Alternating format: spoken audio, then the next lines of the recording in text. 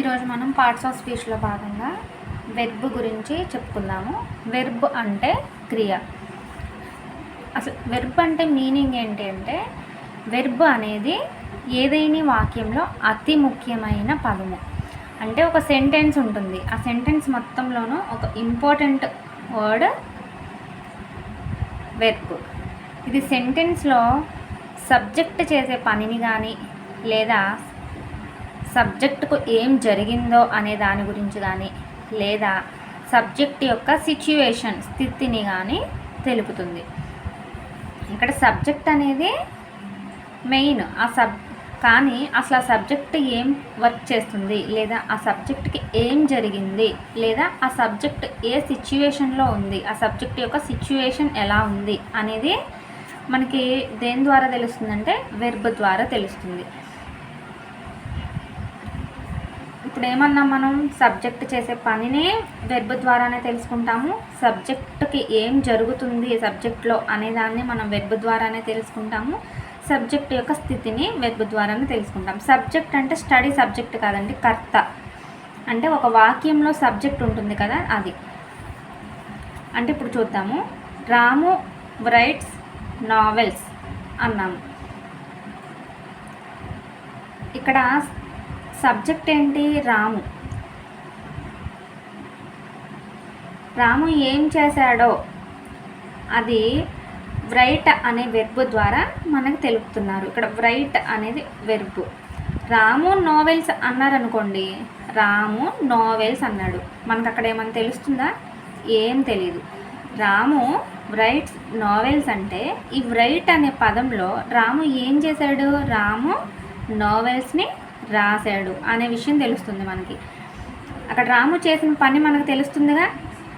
రాము ఏం పని చేశాడు? నావెల్స్ రాస్తున్నాడు. ఈ రైట్ అనేది వెర్బ్. ఈ వెర్బ్ ద్వారా రాము చేసిన పని మనకి తెలుస్తుంది. First example. అండ్ రాము అంటే ఓకే, అది సెకండ్ వన్. సబ్జెక్ట్కి ఏం జరుగుతుందో, నెక్స్ట్ ఏం జరుగుతుంది అనే దానికి ఒక ఎగ్జాంపుల్ చూద్దాము. శ్రీను వాస్ కిక్డ్ బై రాము. ఇక్కడ శ్రీనుకి ఏం జరిగింది అనేది కిక్డ్ అనే వెర్బ్ ద్వారా మనకు తెలుస్తుంది. Srinu was by Ramu. Srinu was by Ramu అన్నాము. శ్రీను వాస్ బై రాము అని అంటే మనకి వర్డ్ అసలు అక్కడ కంప్లీట్ అయ్యిందా? లేదు. Srinu was kicked by Ramu అన్నాము.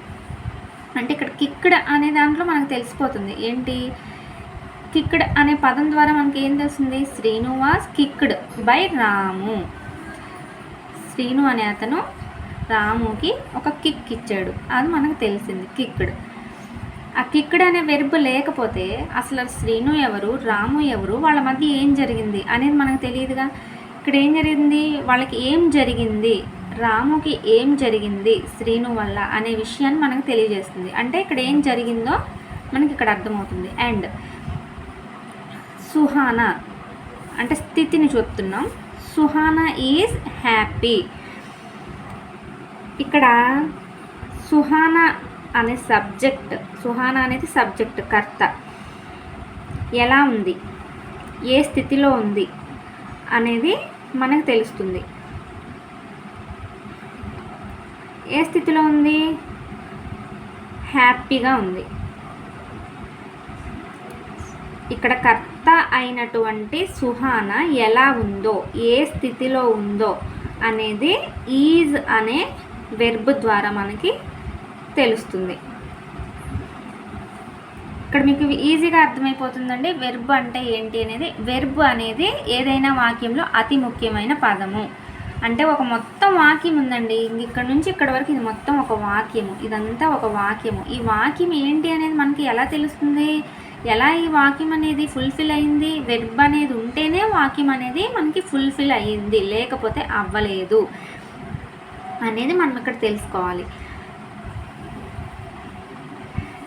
సింపుల్ అండి. వెర్బ్ అంటే చాలా ఈజీ అన్నమాట.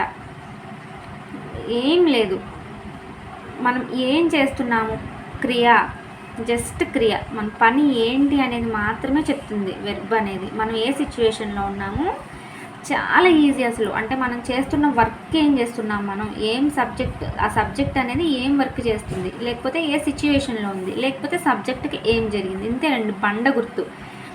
వర్క్, సిచ్యువేషన్, హ్యాపెన్స్, ఏం జరిగింది, ఏ సిచ్యువేషన్లో ఉంది, ఏం వర్క్ చేస్తుంది, అంతేనండి. ఈ 3 సెంటెన్స్ మనకి తెలిస్తే ఆ వచ్చిన వర్డ్, వచ్చిన సెంటెన్స్ అనే దాంట్లో వెర్బ్ అనే దాన్ని మనం ఐడెంటిఫై చేయడం, అది వెర్బ్కి సంబంధించింది. ఇక్కడ మనకి ఏదైనా ఇస్తాడండి, వాజు, ఈజు, అలా సంథింగ్ ఏదైనా ఇచ్చాడు, అది ఏంటి, అది వెర్బా కాదా అనేది మనం ఐడెంటిఫై చేయాలంటే జస్ట్ మనకి సబ్జెక్ట్ చేసే పని, సబ్జెక్ట్ యొక్క సిచ్యువేషన్, సబ్జెక్ట్కి ఏం జరిగింది, ఇవి 3 తెలిస్తే సరిపోతుంది.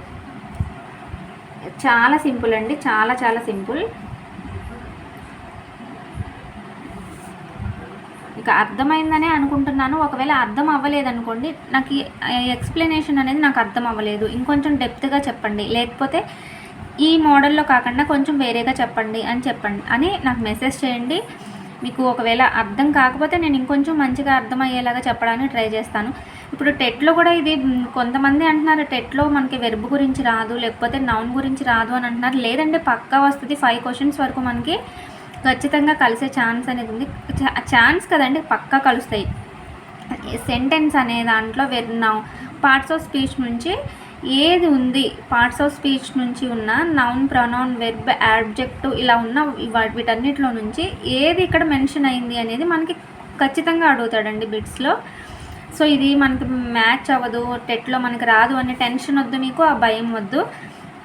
చక్కగా ఏం జరుగుతుంది అనేది మీరు క్లియర్గా ఏ రోజు క్లాస్ ఆ రోజు వింటే మీరు చాలా మంచిగా రాయగలుగుతారు, చక్కగా క్వాలిఫై అవుతారు. ఇందులో ఏ టెన్షను లేదు.